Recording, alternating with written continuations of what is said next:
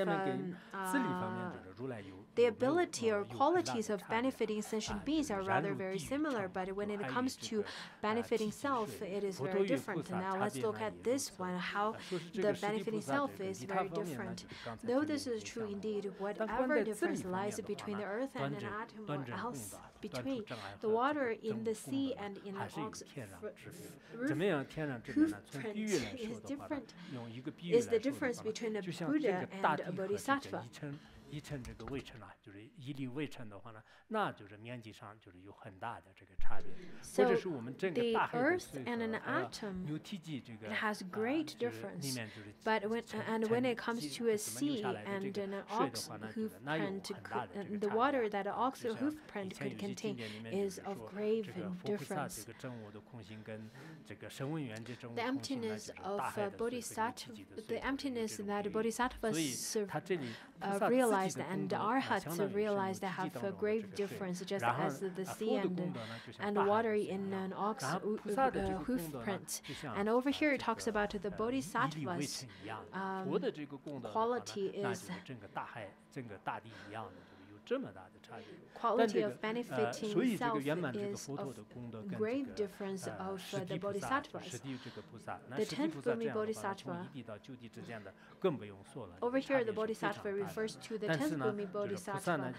If the 10th Bodhisattva is like that compared to the Buddha, then don't even mention about the first to the 9th Bhumi Bodhisattva. 做到就是最虚伪的这个障碍没有端住，最这个高的这种无我呢，就是没有这个正我，因为这个原因的话，它还是住在这个轮回当中啊。但一旦就是到了这个菩萨佛的这个过位的时候，那所有的这些功德呢， complete emptiness is not realized. That's why they are still abiding in this samsara. They're not completely like the Buddha yet. So previously we've already finished talking about the bodhisattvas. That is partially defiled and partially pure. Next part. 然后再下面，这个，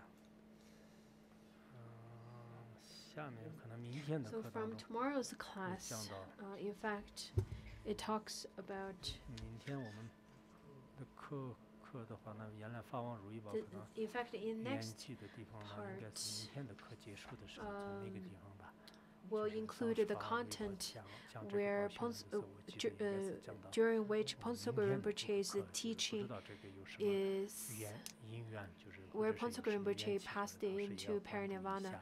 So let's see, tomorrow's class is quite crucial. After tomorrow's class, Ponsogo Rinpoche didn't give any more of the teaching on Uttara Tantra Shastra. So we should observe the causes and conditions, the